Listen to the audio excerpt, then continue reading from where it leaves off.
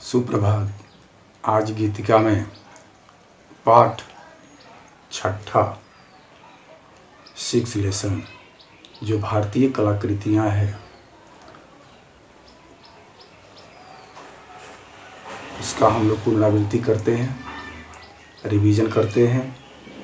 भारतीय कलाकृतियाँ जो कि हमारा देश एक प्राचीन महान देश है। सभ्यता के प्रारंभिक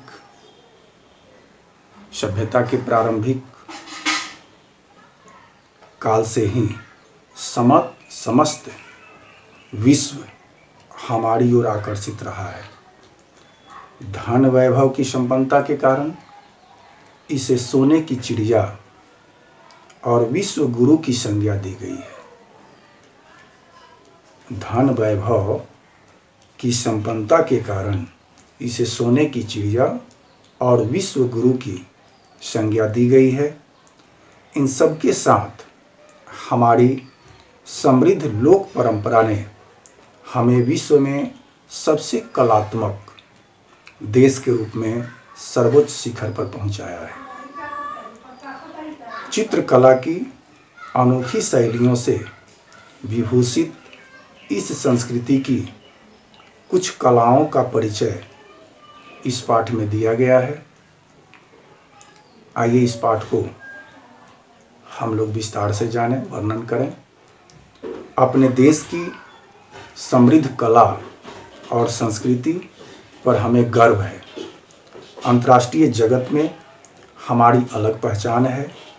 जहां एक ओर हमारे देश में अनेक भिन्नताएं हैं, वही कला के रंगों की गहराई भी है। ध्यान से देखें तो हमारी संस्कृति एक विशाल कलात्मक वट वृक्ष है।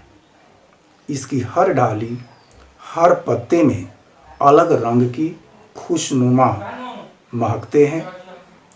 इसकी हर शाखा की जड़ें जमीन में बड़ी गंभीर गहराई के साथ धसी हुई है। इस विराट संस्कृति की कलात्मक गहराइयों का परिचय हमारे गर्व को बढ़ाता है। साथ ही नई पीढ़ी का इससे जुड़ना कला को अमरत्व प्रदान करता है। हर मनुष्य के भीतर चित्र बनाने की एक स्वाभाविक इच्छा रहती है। हर जो मनुष्य है उसके अंदर भीतर चित्र बनाने की एक स्वाभाविक इच्छा रहती है। वह अपनी कल्पनाओं और भावनाओं को साकार करने के लिए शब्दों से भी पहले चित्रों का सहारा लेता रहा है। मानव सभ्यताओं के प्राचीनतम चिन्ह गुफाओं में चित्रित है। इसी परंपरा ने आगे चलकर विभिन्न चित्रकला शैलियों को जन्म दिया। आइए भारतीय चित्रकला की कुछ विशिष्ट शैलियों की रोचक जानकारी प्राप्त करें। थांगक कलाकृतियाँ आध्यात्मिक सोच का साकार सुंदर रूप है। इनका सीधा संबंध बौद्ध धर्म से है। भारत में बौद्ध धर्म के साथ इस कला ने तिब्बत में अपनी जगह बनाई। बौद्ध भिक्षुओं ने गौतम बुद्ध से संबंधित विषयों की इस कला का नामकरण थांगक दिया। इस शैली के चित्र गहरी भावना का रहस्य लेकर उकेरे जाते हैं। बौद्ध धर्म की महायान शाखा के सूत्र का आशावाद और वज्रयान शाखा के तांत्रिक मूल्यों की सूक्ष्म अभिव्यक्ति है। थांगक कलाकृतियाँ इन चित्रों के दर्शन मात्र से सांसारिक कष्ट कट जाते हैं। सामान्यतः इन चित्रों को 5 भागों में बांटा जाता है। भगवान बुद्ध अथवा अन्य धार्मिक चरित्र, देवी देवता, बौद्ध दर्शन, मंडल और उपदेश, ये 5 भागों में चित्रों को बांटा जाता है। थांगक चित्रों को बनाने की शैली बिल्कुल अलग है। इन चित्रों में आध्यात्मिक प्रतीकों को विशेष स्थान दिया जाता है। इन्हें सफ़ेद कपड़े पर बनाया जाता है। गहरी बारीक चित्रकारी से भरे इन चित्रों में रंगों का विशेष महत्व होता है।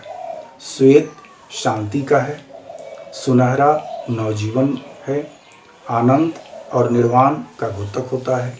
लाल रंग प्रेम और द्वेष दोनों की पराकाष्ठा का, तो काला रंग क्रोध, पीला रंग अनुकंपा और हरा रंग चेतना तथा बोध का प्रतीक होता है। रंग योजना के कारण ये चित्र भावनाओं की साकार अभिव्यक्ति होते हैं।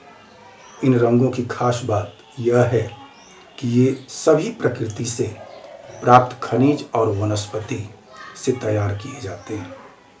थांगक शैली में बनी कलाकृतियाँ आस्था, त्याग, समर्पण, प्रेम और गहन धार्मिक विश्वास के साथ ईश्वर की महान शक्ति का रूप मानी जाती है। भारत के तमिलनाडु प्रांत में तंजावुर नाम का एक छोटा सा नगर है। यह एक असाधारण कला के लिए जाना जाता है। इस कला शैली से बने भित्ति चित्र हमारे देश के मंदिरों और विहारों में सुगमता से देखे जा सकते हैं। भित्ति के अतिरिक्त तंजावुर कलाकृतियों की एक लघु चित्र शैली भी प्रचलित है। 18वीं शताब्दी में तंजावुर प्रांत में मराठों का शासन था। यानी उस समय 18वीं शताब्दी में मराठों का शासन था। तंजावुर प्रांत में मराठा रजवाड़े में कला और संस्कृतियों को आश्रय और प्रोत्साहन देने की अद्भुत परंपरा थी। उस काल में तंजावुर कला शैली का भरपूर विकास हुआ। तंजावुर कलाकृतियों का मूल फलक कटहल की लकड़ी से बना होता है। मूल फलक पर गोंद से गत्ते को चिपकाकर सूती कपड़ा जमाया जाता है। सूती कपड़े पर चूने के पत्थर का लेप किया जाता है। इस सतह को चिकने पत्थर या सीप से घिसकर समतल बनाया जाता है। पूरा चित्र उकेर लेने के पश्चात जिन स्थानों पर रंगीन पत्थर या रत्नों के रंग को भरना है उन्हें खाली छोड़ दिया जाता है। बाद में कच्चे चूने के पत्थर और गोंद के महीन मिश्रण को खाली स्थान में भरकर उसके ऊपर रत्नों और कीमती पत्थरों की जराई की जाती है। रत्नों के किनारे पर सोने के वर्क को इमली की गोंद से चिपकाया जाता है। जराव का काम पूरा हो जाने पर वनस्पति से तैयार रंगों की सहायता से नरम ब्रश द्वारा कलाकृति को पूरा किया जाता है। तंजावुर चित्रों के विषय धार्मिक और पौराणिक कथाओं से लिए जाते हैं।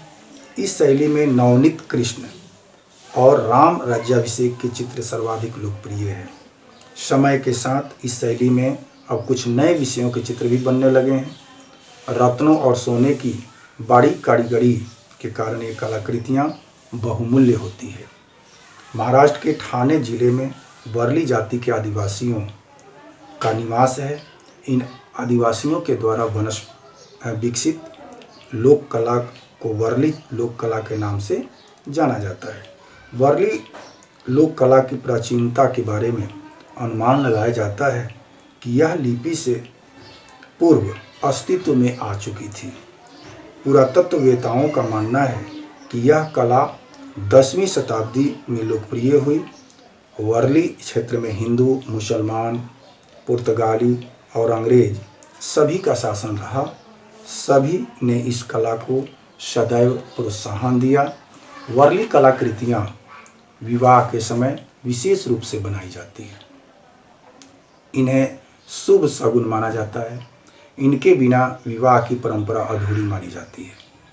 इन कलाकृतियों में चित्रकला को त्रिकोण आकृतियों में ढले आदमी और जानवरों के माध्यम से चित्रित किया जाता है। ज्यामिति की तरह बिंदु और रेखाओं से बने इन चित्रों को महिलाएं घर में मिट्टी की दीवारों पर बनाती है। इस कलाकृति में सीधी रेखा कहीं भी नजर नहीं आती। रेखाएं बिंदु से बिंदु को जोड़कर खींची जाती है। इन्हीं के सहारे आदमी, प्राणी, पेड़ पौधे, पशु पक्षी, ढोल नगाड़े, बाजे ताशे, खेत, बच्चे, स्त्री आदि बनाए जाते हैं। सामाजिक गतिविधियों को गोबर मिट्टी से लेपी हुई सतह पर चावल के आटे को पानी में घोलकर बनाए गए घोल से रंगा जाता है। सामाजिक अवसरों के अतिरिक्त दिवाली, होली के उत्सवों पर भी घर की बाहरी दीवारों पर चौक बनाए जाते हैं। ये सारे त्यौहार खेती की कटाई के समय ही आते हैं, इसलिए इस समय कला में भी ताजे चावल का आटा इस्तेमाल किया जाता है। रंगने का काम अभी भी पौधों की छोटी छोटी तीलियों से ही किया जाता है। दो चित्रों में अच्छा खासा अंतर होता है। एक एक चित्र अलग अलग घटनाओं को दर्शाता है।